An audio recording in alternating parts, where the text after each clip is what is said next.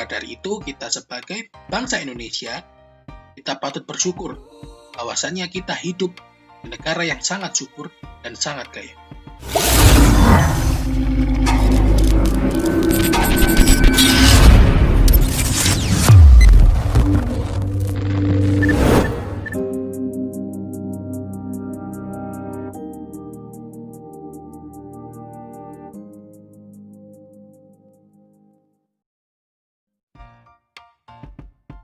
Assalamualaikum warahmatullahi wabarakatuh. Kembali lagi dengan Pak Mirza. Kali ini kita akan belajar tematik.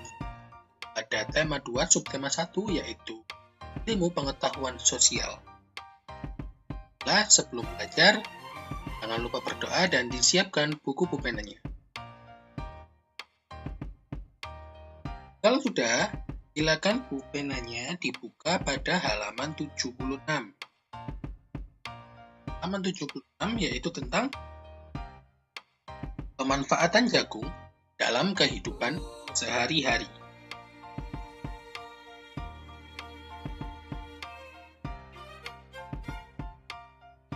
Tanaman jagung termasuk sumber daya alam yang dapat diperbarui. Jagung mempunyai banyak manfaat. Misalnya pengganti bahan makanan. Jadi jagung ini dimanfaatkan sebagai makanan pokok pengganti nasi karena jagung ini juga mengandung karbohidrat yang sama seperti nasi. Jagung juga dimanfaatkan sebagai bahan kerajinan. Bagian tanaman jagung yang dimanfaatkan sebagai bahan kerajinan adalah kulit jagung dan sisa bonggol jagung. Kulit jagung atau sisa bonggol jagung dapat dibuat menjadi hiasan pensil, tempat pensil, atau vas bunga.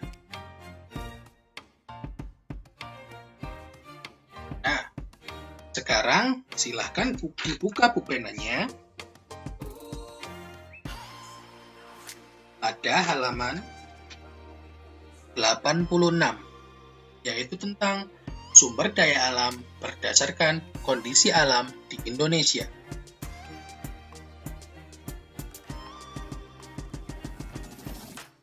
Di sumber daya alam di Indonesia tersebar di seluruh pelosok tanah air. Setiap pulau memiliki sumber daya alam yang tidak selalu sama.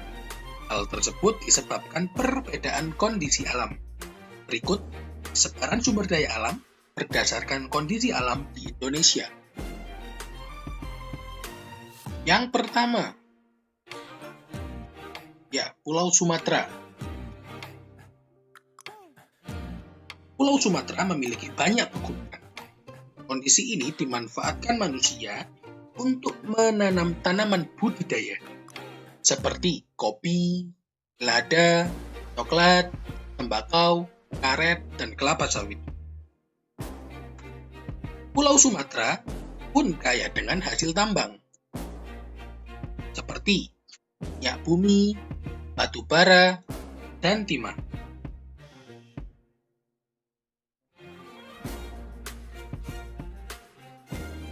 Kelapa sawit dimanfaatkan untuk bahan baku pembuatan minyak goreng. Jadi tanaman budidaya kelapa sawit dimanfaatkan untuk bahan baku pembuatan minyak goreng. Sementara minyak bumi dan batu bara dimanfaatkan untuk bahan bakar. Selanjutnya kita beralih ke Pulau Jawa. Pulau Jawa memiliki pegunungan, dataran tinggi, dataran rendah, dan pantai. Daerah pegunungan dan dataran tinggi merupakan tanah perkebunan teh, kopi, dan kina. Dataran rendah di Pulau Jawa merupakan lahan persawahan yang subur, bahkan tersubur di Indonesia. Salah satunya daerah Karawang yang terkenal sebagai lumbung padi.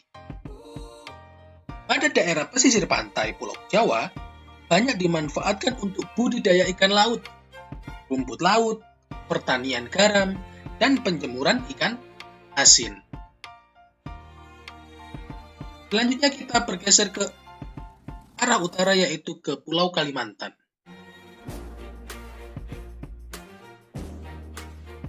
Sebagian besar wilayah Pulau Kalimantan ada adalah dataran rendah dengan hutan yang lebat. Maka dari itu, sering kita dengar Pulau Kalimantan ini adalah salah satu dari paru-paru dunia karena banyak hutan di sana. Hutan-hutan ini merupakan habitat alami dari berbagai hewan yang terancam punah. Hutan Kalimantan dimanfaatkan oleh manusia untuk ditanami berbagai sumber daya alam, seperti kelapa sawit, karet, dan rotan. Sumber daya alam ini harus diolah sebelum dijual. Kelapa sawit dapat diolah menjadi minyak goreng. Getah karet dapat diolah menjadi ban.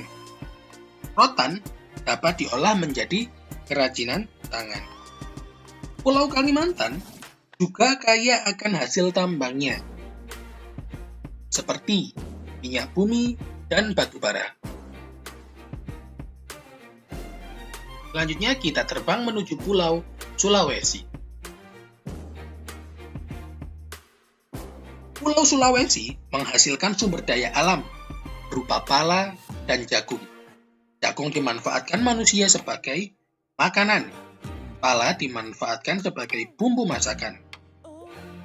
Daerah di sepanjang pantai Pulau Sulawesi dimanfaatkan untuk perkebunan kelapa.